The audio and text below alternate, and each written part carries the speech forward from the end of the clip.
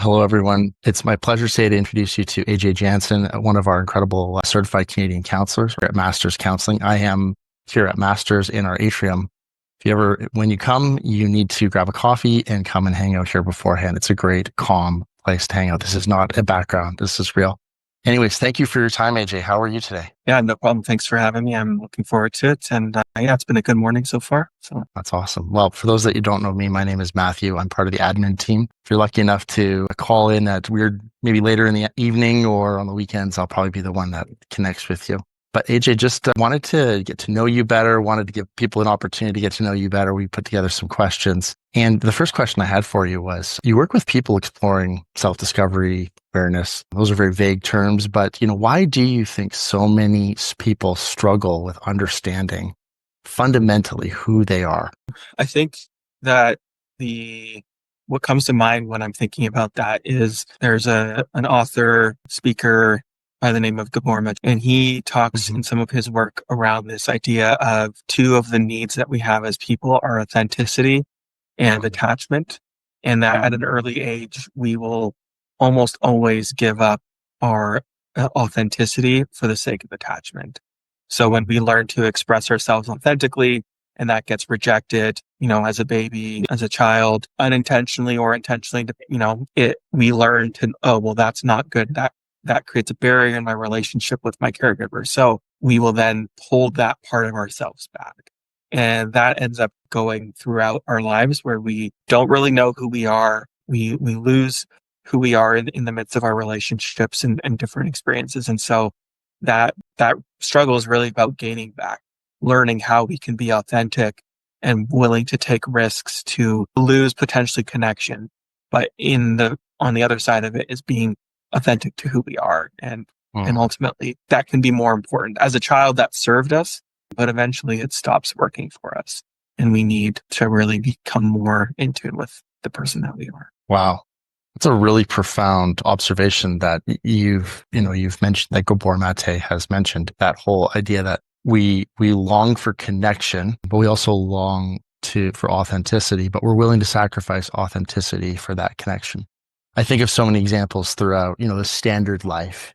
You think about, the child in elementary school who wants to wear the particular clothes to fit in, the Yeah. teenager who changes his behavior or her behavior to fit in, the imposter syndrome, people at work feeling like they're not good enough. But again, we're sacrificing that authenticity.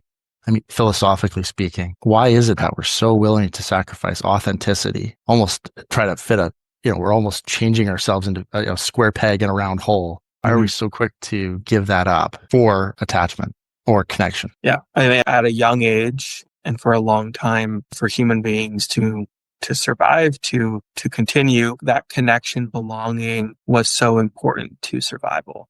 And and so that is ultimately what that drive to survive, that self-preservation was needed so much. And it still is needed in a lot of ways. That connection is extremely important as humans, but that authenticity is equally important. It's equal need to be, yeah, who we are and to express ourselves in the way that we want to express ourselves. And so, yeah, we do it out of that survival. And so we need to learn and realize, oh, I'm not actually in danger. Right. This rejection's not actually going to harm me. And it doesn't feel good, but it's not going to physically or that. So we kind of were letting ourselves know, hey, you're safe. It's not going to be the be all end all if this happens. And over time, by taking those risks, it gets easier and easier and kind of learning the people that we want to attach ourselves to in healthier ways and also having that kind of, moving towards that secure attachment with ourselves as well. Yeah, wow. That's really interesting. And you kind of took the words right out of my next question out of my mouth, which was, if I could be a little cynical or maybe, devil's advocate, one could argue, well, what's the loss of not being authentic? You're in connection. You've achieved what you're looking for. But what's that loss of authenticity? What is the downsides of that? It becomes that, so that connection, I kind of see connection in three different ways. So there's connection with others is the common way that we think about it. But then there's also connection with ourselves. And then there's connections with God in Mhm. whatever way someone might understand that. And so that those three areas of that connection with self, connection with others, and connection with God create, in my mind, the kind of the holistic view. And so when you have connection with others, but you have no connection with yourself, then that goes into, I think that can create a loss of meaning. That can create a loss of purpose. That can create a loss of connection or of life, vibrancy, and which can then lead to other things like isolation. And then ultimately it can also lead to not connecting with others as well. And I think we find that as we get older, it's like, wait, I don't know who I am anymore. I don't know what's going on or what I want to do with my life. And we start to have those questions because that connection that we needed so early isn't as necessary anymore, or we have it in other ways, but we don't have that connection with ourselves. Yeah, that's really interesting. In your previous response, you talked about how almost primitively or biologically, historically speaking, the downside of the loss of connection was physical safety was probably the biggest thing, meeting your basic needs. And now those, I mean, because of where we are in society, that is not something that most people need to worry about. There are people who do. It's a higher need on Maslow's hierarchy of needs that we're recognizing, that we're processing through. Doesn't mean that these aren't important. It just means that we're at a higher level. I think the question I have as a follow-up is, I think there's a lot of us, especially us guys, that don't recognize that we are actually, there's external symptoms or causalities that are coming as a result of us actually not being authentic to ourselves. Some people might call those coping mechanisms, but what are some of the ways that we cope, probably not healthily or maladaptively, how do we cope with us trying to sacrifice authenticity for the sake of community? Yeah, I think as we get older, that sacrifice for that authenticity, it doesn't necessarily look the same as in terms of connection, or we don't necessarily see it that way as much. But I think through life, we build kind of ways of thinking or seeing the world of like what it, to be successful, which I would suggest has roots in connection in some capacity. It requires this, or it has to look a certain way. And so then we, can overwork ourselves, make unethical decisions, participate in practices that can be harmful to others for our own sake or for that sake of success, those sorts of ways. And then also, I think just having that lack of purpose or meaning or value in the thing that we're doing so often looks like work. And so not having value or meaning in that thing then can create that sense of dissatisfaction at home, which then can lead to excessive scrolling on phones. It can lead to zoning out on the couch, watching television, not taking care of ourselves. It can lead to substance use. It can lead to pornography. It can lead to unhealthy sex lives in and outside of marriage, in whatever way that show up for someone. It can lead to that just overall sense of dissatisfaction, which then creates a variety of coping, looking for something that might give you that connection with yourself. Yeah. Wow. And I would say too, in doing a lot of those coping methods, we move away from connection with others as well. Interesting. Yeah. Wow. That's very interesting. And I think that's probably an incredible segue into my next question, which is, you describe addiction. I know you work in the addiction space quite a lot, but you describe addiction as a symptom of a deeper cause. What do you think that society misunderstands the most about addiction and the recovery from addiction? Yeah, I think that what people don't realize is that substance use, in the classic sense of what we think of addiction, so drugs, alcohol, that substance use is essentially a symptom of addiction. And harmful or hazardous use of substances does not necessarily equal addiction, but that we need to recognize that addiction goes beyond substance use, and it can show up in a variety of different ways. It can show up in work. It can show up in our relationships. It can show up in our phones. It can show up in shopping, gambling, eating, sex, all sorts of different ways it can show up. And I think that the more that people can realize that, the more that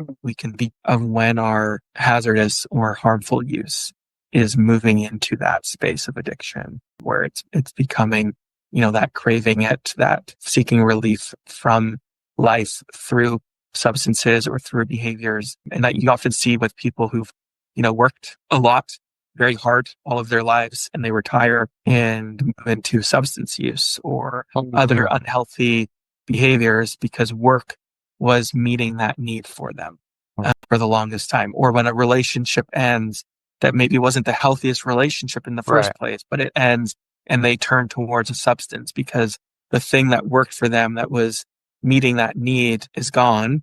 And so now they need to find a new one.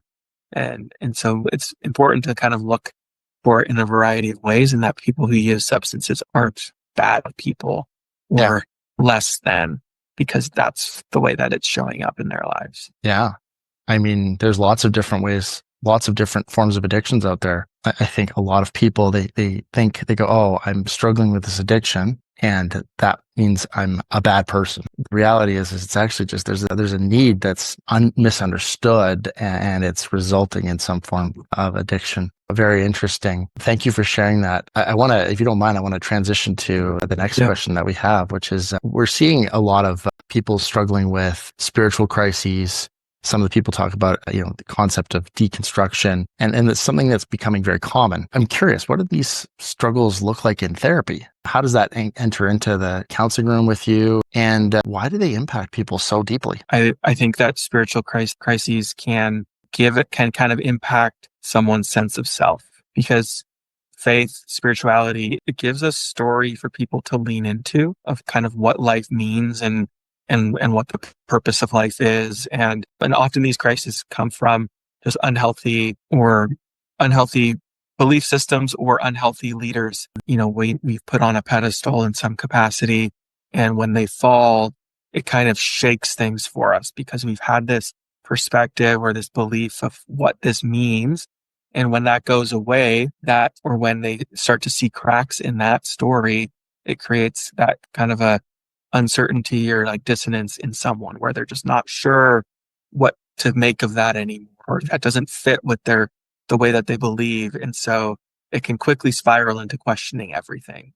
And so I think what that looks like is just being walking with someone through that space, naming it for what it is, naming that it's a loss, because it often comes with, depending on it can come with a loss of family, depending on what it looks like for someone, and naming it for what it is, and being willing to kind of sit with someone and create that space for someone to figure out what it means for them, and kind of help them challenge some of the beliefs maybe, and kind of figure out, okay, does this mean that everything has to go, and kind of navigating through those things with people. It just depends on where someone's at with their kind of what deconstruction looks like for someone, because it can look like very different for a lot of people. Yeah, that word deconstruction is kind of a loaded word, isn't it? I mean, so I'm an engineer by trade, and if I want to understand how something works, I'm going to deconstruct it down to its basic elements so that I can rebuild it back together. And sometimes when you deconstruct something, you might find, oh, there's something broken here. So when I fix it.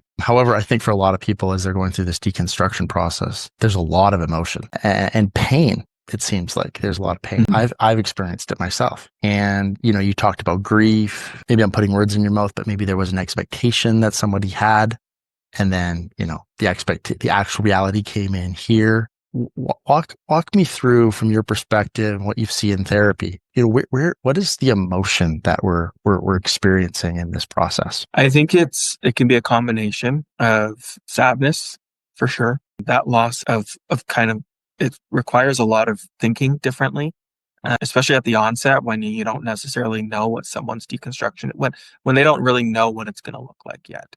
I think it can lead to putting things back together for some people, and for some people it doesn't. And I think either way, it's important to let people sit in the deconstruction side of it but you're going to reconstruct, right? Or but you're going to put it all back together, right? I don't think that's helpful, because that's probably going to push them further, where they're not ready to do that yet.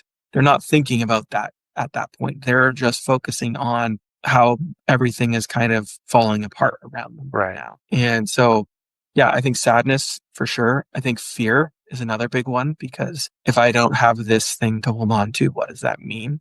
I would say those are kind of the bigger core emotions. And there can be shame with that as well, because of depending on, what their upbringing has looked like, or their relationships or their family. When you start questioning certain belief systems or or ways of thinking, it can be hard to be open about that and share that because of the shame that can be put on people for that. And so, yeah, I would say sadness and fear are kind of the bigger emotions that are there. And so just allowing people to experience that and kind of work through that and determine on, okay, what does this look like going forward when they're ready? And then coming back to how you support people, in the counseling room, what I hear you saying is it's really creating that space for people to actually just feel safe to share what they're experiencing in a room where they're not going to be rejected. They're not going to be judged for what they're processing through. Is there any particular tools or modalities that you use to support people that are kind of processing through some spirituality or faith related questions or crises or whatever the right word might be? I think it's some of it on the person and kind of what they're looking for, especially when it comes to the faith piece, if they want that to be a larger part of the work with them, or if they're not in that space for that yet. But I think for me, it can look like a combination of just giving space for emotion and allowing people to get that emotion out. And actually, another emotion that I think comes up is anger. It can be anger depending on what's happened. And so giving that opportunity to like help someone allow that anger to come out, like, what is it that you want to say to this person right now? You're not necessarily going to actually say that to them, but in this space right now, what do you want to say? And say it to me like you would be saying it to them. You can yell, whatever you is, just get it out, because I'm not going to judge you and I'm not going to leave for having that emotion. And so you can express that here. And so giving people that opportunity so that the emotion doesn't get stuck in them and find another way out. And so that's one way that, so kind of experientially, somatically in some ways, just identifying where the emotion might be, where they're feeling it, naming it for what it is, and then giving permission to feel it when they're ready, which can take some time to get to that spot. And then also just kind of examining what's interesting with some of my experience and work with narrative therapy. We use the term deconstruction in narrative therapy. It's a term of narrative therapy where you are essentially deconstructing the dominant narratives that you've been living your life by that aren't working for you. And so you're learning. So then it really is an easy bring into that process with people of when they're questioning faith, because it's like, okay, if this is the story that you've been living according to, kind of proven to be not true or in the same way that you thought it was, in a sense, what is the new story? And what does that look like? And what are the elements you want to bring into that? And where have you seen these elements in your life previously? If this thing is the thing that's causing you the stress, can you remember when it wasn't showing up in your life? And kind of just working through it that way. So it's helping people kind of redefine and what the trajectory of their life moving forward with their questioning of faith or no faith for some people. And so, yeah, just figuring that out. Yeah. Thank you for sharing that about narrative therapy. That was one of my next questions, but you did a great job at answering it without me even having to go there. My next question I had for you was, a lot of people, including yourself, believe that trauma can be stored in the body. I know Gabor Mate is a big proponent of that. How do you help clients recognize and release emotions they may not realize that they're holding on to? I think, yeah, similarly to kind of that process that I was just sharing about so generally, when someone's sharing about an experience, I'll be paying attention I might interrupt them and just kind of pause them and say, okay, what are you feeling right now in this moment as you're sharing this? Helping them identify in that space, what are they feeling? So not necessarily what were they feeling when it happened, but what are they feeling right now? And just pausing and asking them to notice. And so wherever they're noticing it, then I'll ask them to consider like breathing into it and just kind of allowing whatever's there to kind of be felt and noticed.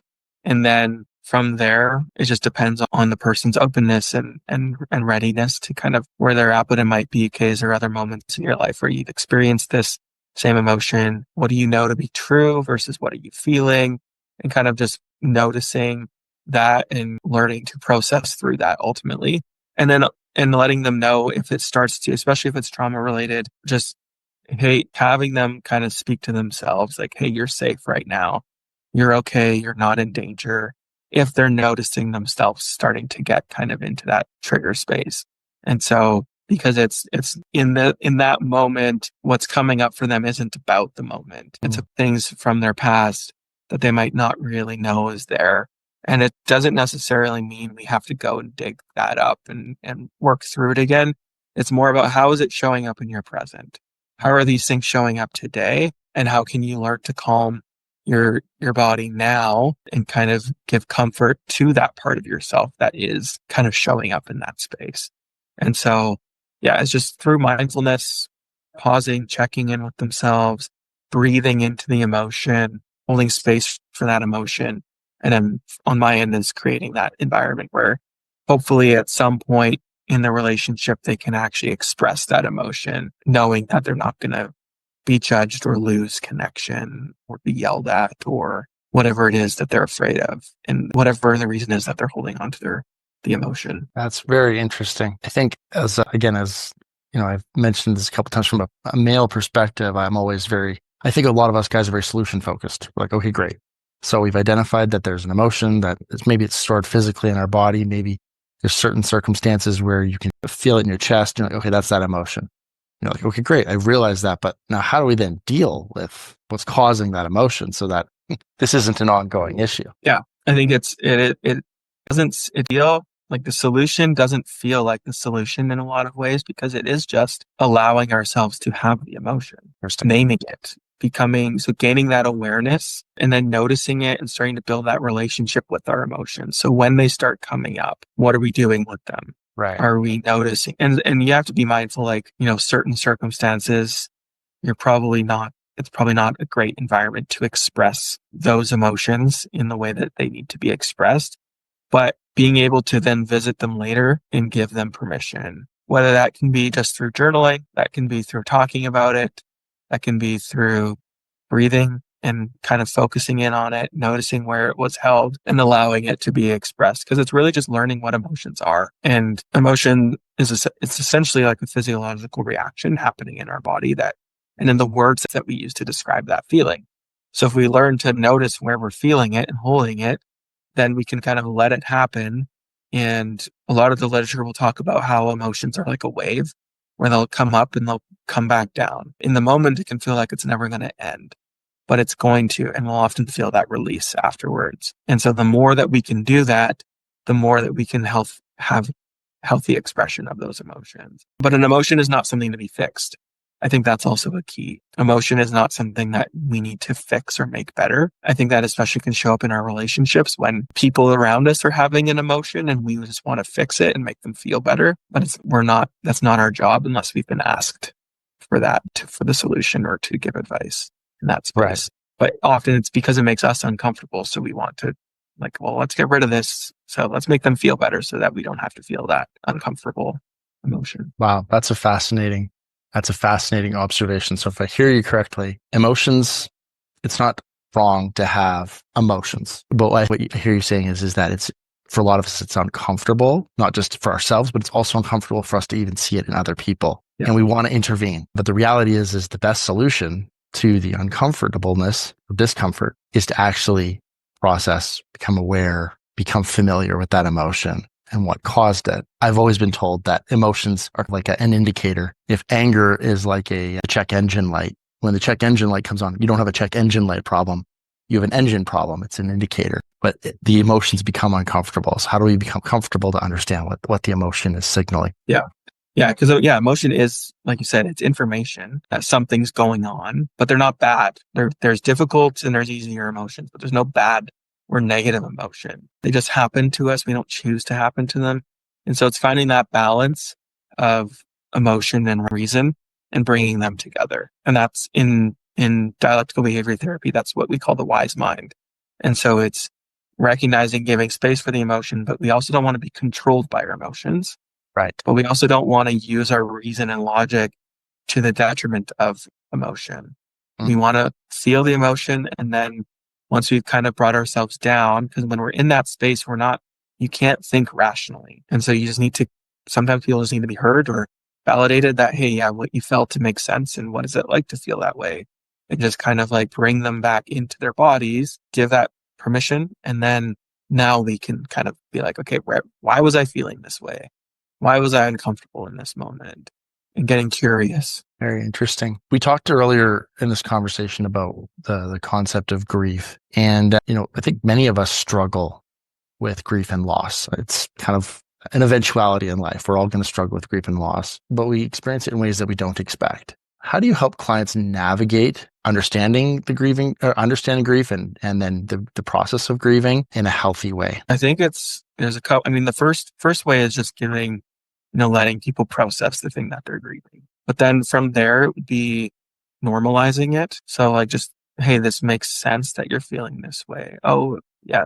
And so just normalizing the process. I think it's also important to not put a time frame on it. So, and that often gives people encouragement too, is that, because oftentimes people come in my experience, it's not often that people are coming in right at the very beginning stages of grief. It's usually when it's been a month, a couple months or a few months, and they're just like, I should not be feeling this way anymore. I But should be over it. yeah, that's not true. There is no time frame on grief. Now, I think I've read in some spaces where it's usually like kind of 6 months is like a good kind of where, it's going to be somewhat different. I don't want to say better or that it's done because I don't think it ever finishes. And what I've seen and where I kind of think about this is through my lens of working with addiction, where people think that they've processed something that's causing grief and difficulty that contributed to their substance use. And then the anniversary of that loss comes around and all the emotions come back and they freak out and they're like, I was supposed to be done. I wasn't supposed to have this anymore. But I think that's just that normalizing is that you're not ever really done grieving because birthdays and anniversaries and memories come up, and it's okay to be back in that place of sadness again, or it's okay to be back in that, to be angry again. And so I think just naming it and also helping people see that it's not a linear process as well. It's not just, just like move through the process like that. You go all the way back and forth through the different stages and different experiences, different emotions. And you can sometimes go through all of them in a day that you find out about a loss. And then kind of in that place of acceptance, but then it hits you again a couple days later or a week later or whatever. And so it's just important for people to know that this isn't it's not linear. It shouldn't be done at, within a week or a month or 2 months or whatever. It's just where you want to start to kind of really work on it is when it's genuinely impacting you in a negative way, where it's starting to affect how you're living, taking care of yourself, or your relationships, your job, your family, whatever it is. Then you kind of need to start, okay, what does this look like? What might be the beliefs? What are the stories that are going on that are kind of keeping you down? What, are we focusing on the limitations of everything? And can we start to shift that slowly towards opportunities and moving forward, moving into that place of acceptance, and recognizing that it is a process still. But are you stuck in that resistance or are you actually moving towards acceptance? Wow. Yeah. I think my follow-up question to that is one of the things I love is that you're saying is that there's no simple response from everybody on grief. Grief might hit one person differently than another person. And I guess is maybe just a follow-up question. I mean, obviously, and there's different forms of grief. You could have grieved the loss of a loved one, which, in our cultural non-therapist perspective, well, that's really high. And then, maybe there's like losing a job or losing something else, a bicycle, there's different levels of, I guess my question is grief equal across the board? Is the way that people experience grief equal? And is there a single way of processing grief that everybody can take? I think in the sense that, yes, it's equal in the sense that someone's experience is their experience. So, losing an animal, for example, might not be a big deal to someone. For someone else, it could be massive. That doesn't mean that, the person who that loss is affecting really significantly is less than or Weak, not as healthy as the other or weaker than the other person. Or someone who's lost a lot of things or people versus, I shouldn't be feeling this way because, I haven't experienced this, but if you feel that way, there's no and there's usually, and if it is something smaller that is really impacting someone, there could be other things going on there that is causing that person to be affected that way that maybe they haven't processed in the past. Could be trauma, could be other grief that they actually haven't allowed themselves or given themselves permission to process. So in a sense, yes, it's equal in that like grief is grief. What you're going through is what you're going through. Comparing to other people's experiences or grief isn't helpful and doesn't make it less than. People talk about first world problems and they're problems because if someone's having what we would deem a first world problem, it's a problem because that's what their experience is. Right. Their experience is the first world. And so if they're having that problem, it's a real problem. Comparing it to other issues around the world isn't going to make it any different, any better, because that's what that person's experience is. Right. And so I would say the second half of your question, that grief I think at the end of the day, it will look similar regardless of what it is that someone's grieving. How it shows up will obviously look different, but even that can look different for a lot of people. All right. Oh, it's really interesting. Well, I just want to last question for sake of time is there's a lot of cultural dynamics or generalizations of what counseling or therapy looks like. A joke is like the scenario where there's like you're sitting in a leather chair, you're like laying down while some old bald white guy is sitting behind you, judging you, which, that's a generalization. If you could, I guess my question is, if you could change the way people think about therapy, what would it be? Yeah, I think two thoughts come to mind is one, that you need to be in crisis to go to therapy, that you need to have something immediate. It is helpful to know kind of what you want to work on to go and to not just be like, oh, I'll just try this out and see how it goes. Don't really know what I'm going to talk about. So, I mean, sometimes that will come out, but it can be helpful to kind of helpful to the counselor as well, to kind of have an idea of what you want to focus on. But it doesn't mean that you need to be in crisis. It doesn't mean you don't need to be weak and in crisis to go to therapy. And then secondly is if you're in therapy or if you're going to therapy, that if things are all of a sudden better, that you're good and you don't need to keep going. I mean, that could be true, but I think it's worth exploring and processing with someone, because sometimes circumstantially things can change and we start to feel better and things improve. And then we're like, oh, this isn't really an issue anymore until something else happens. If we haven't actually dealt or gotten to kind of the root or the healing of what brought on the thing. And so, yeah, it might look like going less often, but still having that kind of check in, at least to process like, okay, I'm feeling a lot better. What's changed? What's going on? So yeah, those would be the two things. Going to therapy doesn't mean you're weak or in crisis. And two, things don't have to be bad to keep going, or just because things are really great now doesn't mean that you should immediately stop. So I can tell you, AJ, I have subscribed to both of those perspectives and that they haven't gotten me anywhere. I couldn't agree more. I've really tried to be proactive when it comes to engaging in therapy. But I agree, there's this being proactive, recognizing it and struggling to figure this out, but then also going, you know what? Just because I'm not experiencing the extreme pain now doesn't mean that I don't have other things I need to process through and get better. Being proactive. Wow. Well, AJ, thank you so much for your time today. We so value it. If you want to connect with AJ, you can connect and find times online on our website at masterscounseling.com. Thank you so much, AJ, and have a wonderful day.